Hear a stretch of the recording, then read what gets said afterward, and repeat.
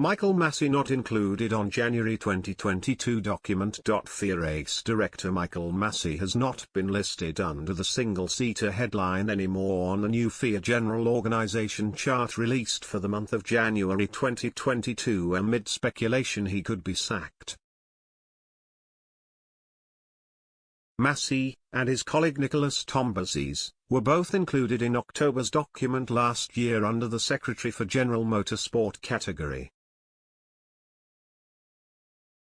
The Australian was listed as head of single-seaters sporting matters whilst Tombazis was listed as head of single-seater technical matters under President Jean Todt. But under new President Mohammed Ben Sulayem both Masi and Tombazis have been removed from the document released this month. It comes after the BBC reported Mercedes dropped their appeal against the FIA after controversial incidents at the Abu Dhabi Grand Prix after agreeing on a quid pro quo with the FIA to sack Masi and Tombazis. Mercedes have denied the reports, insisting the team received additional reassurances from senior members of the FIA that the appropriate action would be taken by the governing body. Masi came under scrutiny after the Australian seemed to not apply the rules correctly during the race, and allowed just the 5 cars between leader Lewis Hamilton and second-placed Max Verstappen on lap. At the time, Hamilton, who was fighting for a record-breaking 8th title, was on course to become the greatest F1 driver in history if he could hold off his main title rival Verstappen.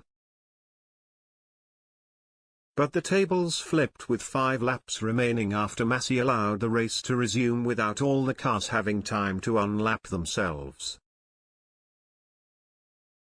It meant Verstappen, on far fresher tyres after pitting, was able to sweep past the 7-time world champion to win the title.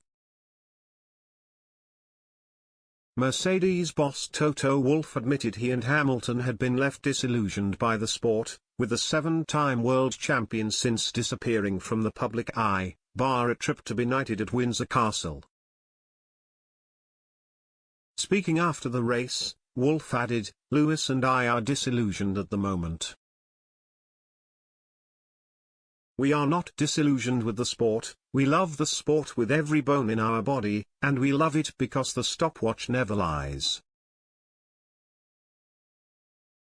But if we break that fundamental principle of sporting fairness and authenticity of the sport, then suddenly the stopwatch doesn't become relevant anymore because we are exposed to random decision-making, that it is clear you may fall out of love with.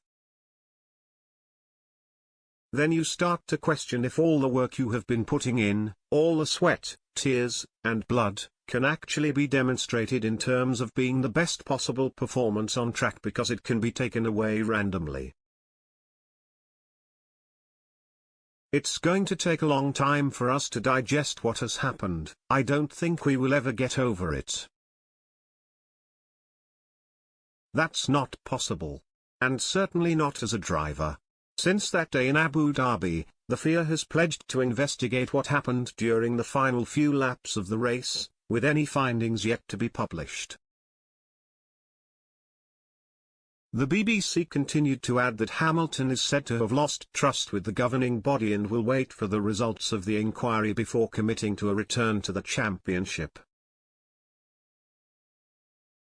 The first of 2 pre-season tests are set to get underway on the 23rd of February with another in March in Bahrain.